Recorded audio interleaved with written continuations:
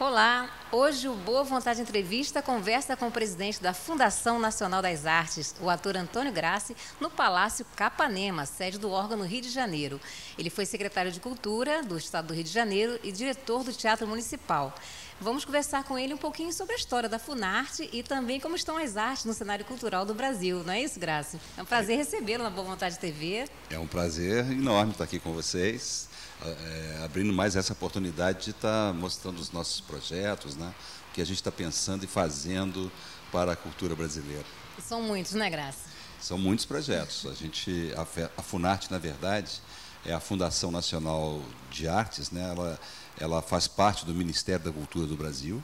E dentro da Funarte, hoje, nós temos o Centro de Artes Cênicas, que envolve o teatro, a dança, o circo, a música, tanto a música popular como a música erudita, o Centro de Artes Visuais, que cuida das artes plásticas, da fotografia, da arquitetura, da moda, do design, enfim.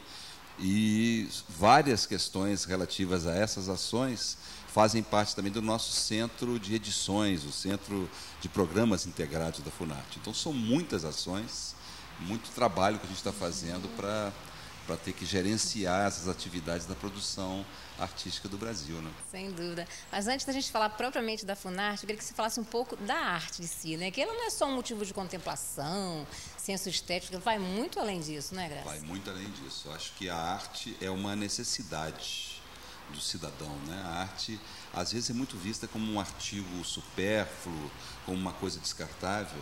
E, na verdade, o papel da arte na formação do indivíduo, do cidadão, né? Tanto no sentido simbólico como no sentido mesmo concreto das histórias, né?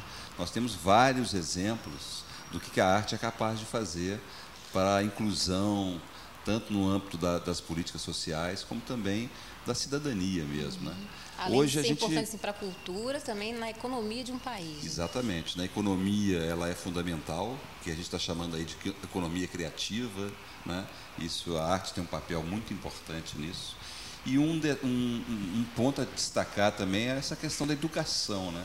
Sim. A educação, a gente tem experiências aí no âmbito da educação que onde a educação artística fez parte do currículo, o desempenho dos alunos nas outras matérias foi melhor.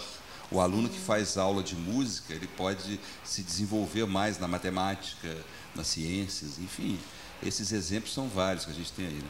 Um outro exemplo também grande nessa questão da cultura é com relação ao turismo, né? As grandes cidades turísticas do mundo hoje têm na produção artística o seu grande gancho turístico, seja Barcelona com as obras de Gaudí, seja Paris com seus equipamentos, seus museus, sua vida cultural, né? Então, a arte é uma necessidade. Ah, que ótimo. E a gente também sabe que as artes, né, foram sempre vistas de uma maneira diferente, né, ideologicamente. Como é que era esse papel das artes antes propriamente da fundação da Funarte aqui no Brasil? A Funarte, na verdade, ela nasceu num momento em que não existia ainda o Ministério da Cultura. Naquela época era o Ministério da Educação e Cultura. Aliás, antes mesmo disso, era o Ministério da Educação, da Saúde e da Cultura. Né? Englobava bastante áreas, englobava muitas coisas, né? E a Funarte nasceu naquele momento como sendo o braço do Ministério da Educação e Cultura que cuidaria das artes, né? Então, a Funarte tem um papel quase que como um Ministério das Artes, né? Cuidando desse setor, dessa área da atividade artística e cultural do país, né? Você, como um homem público, né? Quais são os desafios de um gestor público para promover a cultura, enfim, né, dar esse apoio ao artista? São muitos desafios. O primeiro grande desafio, no nosso país especialmente, são as dimensões nacionais, né? O Brasil é um país continental e é muito difícil a gente conseguir ter essa capilaridade de atender o Brasil inteiro, porque o Brasil tem uma diversidade cultural fantástica. Muito grande. Né? Então, a cultura que você vê no norte do país é totalmente diferente da que você tem contato no sul, enfim. Trabalhar políticas para essas áreas todas, as regiões do Brasil, entendendo a diferença de cada uma da outra, é um desafio enorme. E a outra questão, que é o eterno problema, que é a falta de recursos, né? Os recursos ainda são muito, muito pequenos o tamanho da cultura brasileira. A gente observa isso, né? A Funarte deve ter uma luta árdua, né, no seu dia a dia, né, para captar esses recursos, transformar esses projetos. Exatamente. Um edital da Funarte, habitualmente, em qualquer área que ela atua, e ela trabalha com editais públicos, né, ele tem sempre uma demanda, uma procura gigantesca e poucos recursos para oferecer em relação à demanda, né? Para você ver um exemplo, agora nós fizemos o centenário do Luiz Gonzaga, lançamos um edital para dar 20 prêmios. Sim. E nós tivemos 600 inscritos. Poxa, então a desproporção ainda é muito grande, né? Sem dúvida, né? E os objetivos aqui da instituição? Fala um pouquinho para a gente. O objetivo da Funarte, na verdade, é fomentar a criação, a produção, a formação, né, das nossas atividades, das nossas áreas artísticas que nós somos responsáveis, mas o nosso primeiro foco, o principal da Funarte, é chegar ao cidadão. Quer dizer, a política pública na área da cultura ela tem que visar o público, né, o cidadão. Os artistas, os produtores culturais, eles são nossos parceiros para chegar a esse objetivo, mas eles não são a nossa finalidade. E muitas vezes isso se confunde, né? E a gente tem que trabalhar com muito vigor nessa questão. E que avaliação você faz assim, do público brasileiro? Ele participa, ele frequenta teatro, ele está em afinidade com as artes de um modo geral? Essa relação é uma relação surpreendente às vezes, né? A gente tem experiências. Eu fui presidente do Teatro Municipal aqui no Rio de Janeiro, e as experiências que nós tivemos quando possibilitamos a chegada do público, principalmente as pessoas das áreas mais carentes, à produção artística do Teatro Municipal, a reação era de uma surpresa incrível. Quer dizer, a gente via um grau de participação, de educação, né, para acompanhar aquilo. Os concertos de música clássica que eu via com as classes mais favorecidas, assim, a gente levava um pouco das favelas, às vezes de outras instituições do governo para assistir, e era uma surpresa.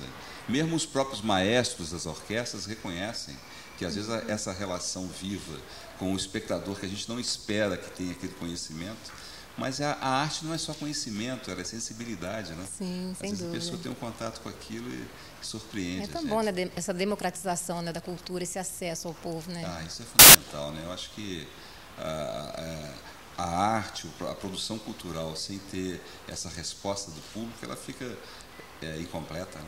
E no teatro também é bom porque tem aquela resposta imediata, né, por vezes. Né? O teatro é direto, né? A relação é viva, né? Quer dizer, quando você está contracenando numa peça de teatro, você está contracenando com quem está ao seu lado no palco e também com o público, né? Sim. Ele é um terceiro elemento, ele é um personagem importante no teatro. Bom, vamos falar então dos projetos para 2012. A gente sabe que tem uma produção muito grande, né? Quais são os estímulos e os prêmios de incentivo que a Funarte está proporcionando esse ano? Em todas as nossas áreas, nas artes cênicas, na música e nas artes visuais, nós temos editais e programas já sendo desenhados, né?